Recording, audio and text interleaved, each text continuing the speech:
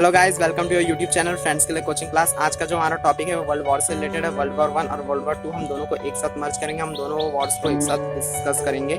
इसमें जो हम मेन पॉइंट्स डिस्कस करेंगे, तो सबसे पहले वर्ल्ड वॉर 1 कैसे स्टार्ट होता है। वर्ल्ड वॉर 1 में क्या होता है, ऑस्ट्रिया हंगेरियन एम्पायर जो एक एम्पायर था यूरोप में, वो वहाँ का जो राजकुमार रहता है वो सर्बिया जाया रहता है, तो सर्बिया के लोग उसे मार देते हैं। फिर उसके बाद जो है ऑस्ट्रिया हंगेरियन एम्पायर सर्बिया के खिलाफ युद्ध घोषित कर देता है और डिक्लेयर कर देता है। अब यहाँ पर जो है सिर्फ अभी दो ही देशों के बीच युद्ध है, जैसे कि सर्बिया और ऑस्ट्रिया हंगेरियन एम्पायर। पर उस समय जो है बहुत सारे देशों के बीच में सीक्रेट ट्रीटीज साइन हुई रहती है कि अगर आप पर कोई अटैक करेगा तो हम आपकी मदद करने के लिए आएंगे, अगर आप पर कोई अटैक करेगा तो हम आपकी मदद करने के लिए आएंगे। ऐसा होते होते जो ये दो देशों का युद्ध विश्व युद्ध में बदल जाता है, ये वर्ल्ड वॉर में बन जाता है। और इसमें जो है 30 से भी ज़्यादा देश पार्टिसिपेट करते हैं, भाग लेते हैं। और इस युद्ध में जो है हर एक जिस देश के जो देश इस युद्ध में पार्टिसिपेट करता है, वहाँ के हर एक लोगों को भी इस युद्ध में खतरा रहता है मारे जाने का।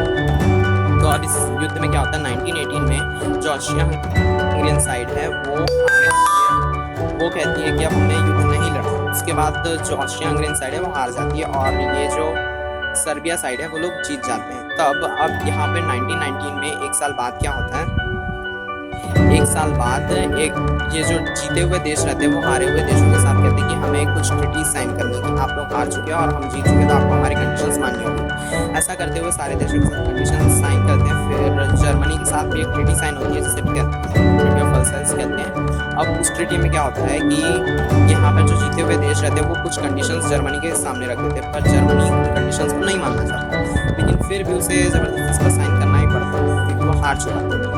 अब जर्मनी को कुछ कंडीशंस दिए जाते हैं, जैसे कि जो भी जीते हुए देश है वो ये कहते हैं कि हमने इतना सारा नुकसान हुआ है, आप लोगों ने हमारे देश में हमला किया, वहाँ की फैक्ट्रीज, वहाँ के लोग, वहाँ की ज़मीन, वहाँ के घर सब तहस नहस हुए, हमारे वेपन्स भी टूटे फूटे। वो सब जो हमने युद्ध में जितने भी चीज़ों को नुकसान पहुँचा, हमें उस नुकसान का पैसा चाहिए, मतलब उस नुकसान की भरपाई मांगते हैं वो जर्मनी से। तो जर्मनी से नुकसान की भरपाई मांगी जाती है जो कि बहुत ही ज़्यादा होती है। जर्मनी को जो है बहुत अपने सारे रिजर्व्स ख़त्म करने पड़ते हैं।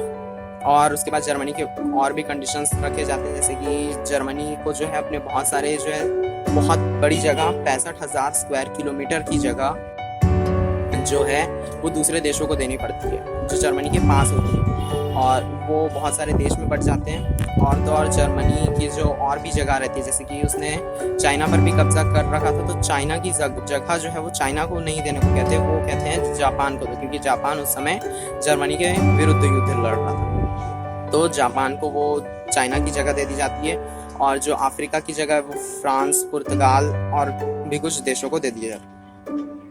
तो इस तरीके से जो ट्रीटी ऑफ वर्साइल्स के चलते जो है फर्स्ट वर्ल्ड वॉर एंड हो जाता है। पर जो ट्रीटी ऑफ वर्साइल्स है यही जो है सेकेंड वर्ल्ड वॉर का भी कारण बना, क्योंकि यहाँ पर जो है इतना सारा उसे डेप्थ दे दी, उसको इतना ज़्यादा कर्जे में चला गया, उसे अपने सारे रिजर्व देने पड़ गए, उसे वहाँ के लोगों को इतना सब कुछ खर्च करना पड़ रहा है, अपना सब कुछ उन्हें देना पड़ रहा है, यहाँ तक कि अपनी ज़मीन भी देनी पड़ रही है। और जो 19वीं शताब्दी में या 19th सेंचुरी में जर्मनी ने जितनी भी कॉलोनीज बनाई थी वो सब उसके हाथ से निकल गई, तो उसे बहुत ज़्यादा नुकसान हुआ। इसीलिए वहाँ के लोग बहुत ही ज़्यादा गुस्से में थे कि हमारी उनकी सेल्फ रिस्पेक्ट को चोट पहुँचाई गई थी। तो उस समय एडोल्फ हिटलर एक नाजी नेता थे, एक नाजी लीडर थे, उनके कंट्रोल में जब जर्मनी आई तो उन्होंने 1 सितंबर 1939 को पोलैंड पर अटैक कर दिया। पोलैंड भी जर्मनी का पहले हिस्सा था वर्ल्ड वॉर 1 से पहले, पर उसके बाद वो एक कंट्री बन गया, तब उन्होंने पोलैंड पर अटैक किया। और फिर उसके बाद बहुत सारे देशों में अटैक करने लग गए, मतलब आसपास के देशों में अटैक करने लग गए, वो अपनी जगह को बढ़ाने लग गए।